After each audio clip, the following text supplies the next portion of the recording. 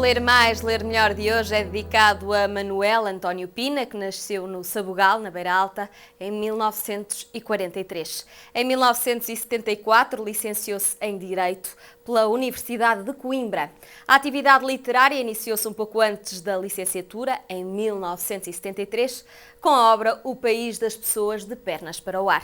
Da sua bibliografia fazem parte cerca de 4 dezenas de obras de poesia, ficção, crónica, ensaio e literatura infanto-juvenil e ainda 2 dezenas de peças de teatro. Manuel António Pina recebeu os principais prémios literários portugueses de poesia e de literatura infanto-juvenil. Recebeu ainda, entre muitos outros, o Prémio Gazeta de Mérito em 2006 e o Prémio Camões deste ano.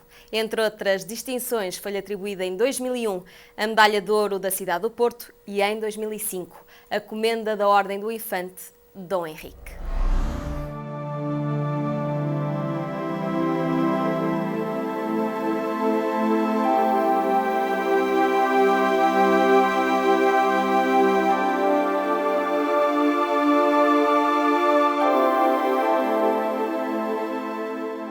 Eu nasci em Sabugal,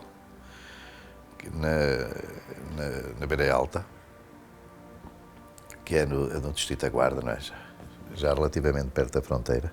Só que o meu pai era funcionário público e estava abrangido na altura por uma lei que só lhe permitia estar no máximo 6 anos em cada terra.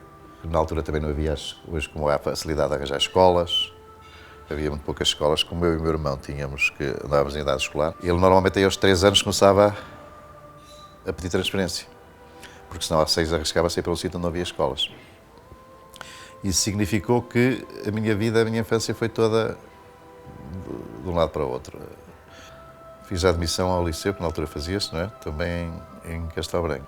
O segundo foi em Santarém, o terceiro é que foi em Ribeira do Bairro, mas foi aproximamente do Porto. O quarto também foi em Ribeira do Bairro, o quinto foi em Aveiro, o sexto outra vez, que eu fiz 2 sextos, que a minha primeira ideia era ir para a Academia Militar. Foi também em Aveiro, depois passei para Coimbra, depois vim para o Porto, já no fim do liceu, e finalmente fiz o curso de Direito em Coimbra. De maneira que eu estou aqui no Porto já aqui, desde os 17 anos.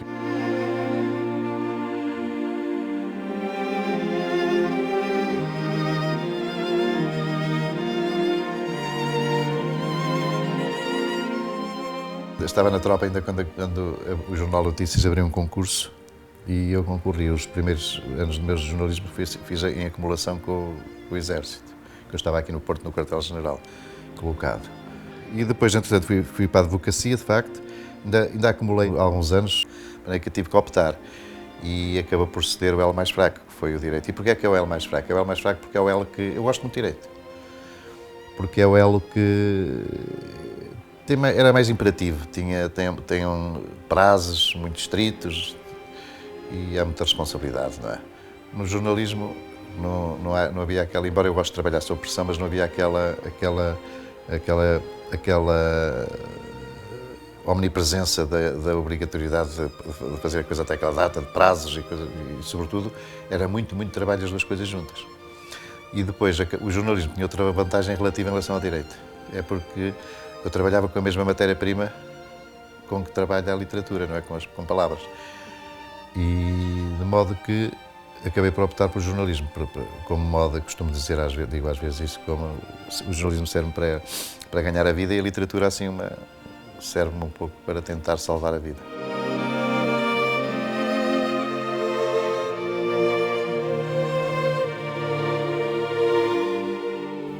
Desde pequeno, desde os 7 anos, que eu já sabia escrever, quando fui para a escola já sabia ler e escrever, quando fui para a escola aos 7 anos. Mas desde os 7 anos que escrevo versinhos, sempre escrevi, sempre. Outras pessoas cantam, outras dançam, outras pintam, eu sempre escrevi. E tinha na altura, 74, provavelmente, não sei porquê, mas tinham nascido as minhas filhas, tinha as 2 filhas pequenas. Uma já tinha 4 anos, outra tinha acabado de nascer. 73. A outra ainda não tinha nascido. Nessa altura só ainda tinha uma filha. Foi em 73. E o que é que aconteceu? Fui escrevendo uns contos assim, para mim. Não é? E, entretanto, um grupo de amigos fez uma editora, A Regra do Jogo. E pensou-se editar lá o livro. Tinha aquele livro e desse o livro. Começou aí. E logo o segundo livro, em 74, no ano seguinte, exatamente nas vésperas do 25 de Abril, o livro de poesia também foi publicado nessa altura, na mesma editora, A Regra do Jogo.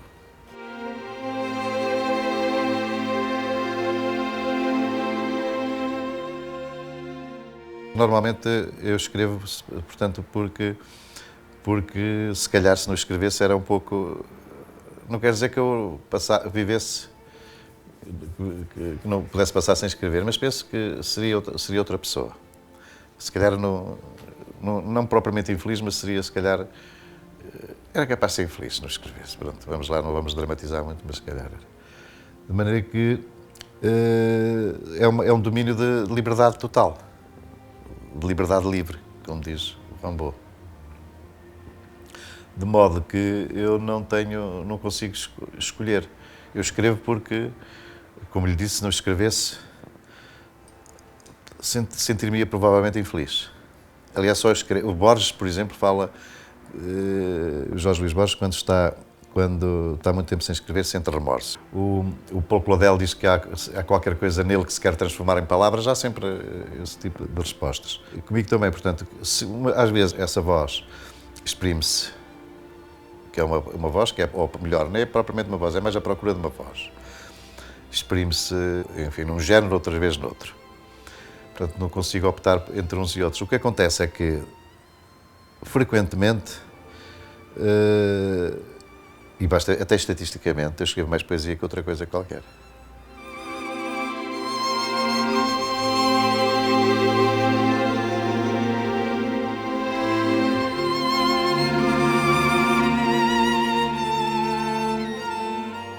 Escrevi muitos textos para televisão e não é a mesma coisa. De facto, um livro é um objeto físico que se mexe ali e quando sai um livro, a publicação de um livro é sempre, já publiquei tantos, é sempre muito emocionante, o ato emocionante. Agora, e nesse sentido marca sempre. Agora, o que resta depois, uns vão se sucedendo aos outros, nós vamos transformando, os livros transformam-se connosco e além de nós, não é? E de maneira, o modo como hoje leio o meu primeiro livro, a sensação que eu tenho é que foi um livro escrito por um estranho. Eu sei, eu não sou completamente tonto, sei que o escrevi, que foi eu que o escrevi. Mas este eu é um ser muito mutante.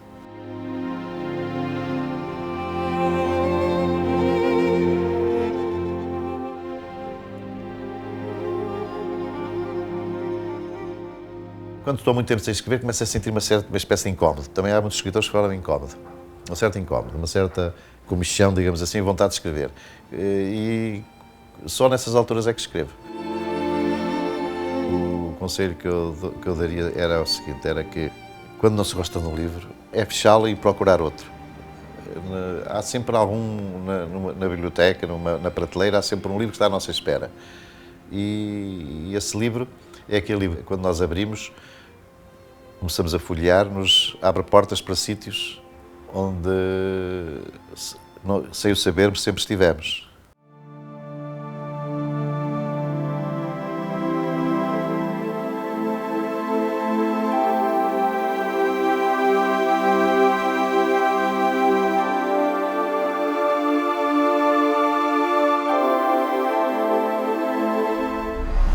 As obras de Manuel António Pina têm sido adaptadas ao cinema, televisão e banda desenhada e musicadas e editadas em disco. Até amanhã.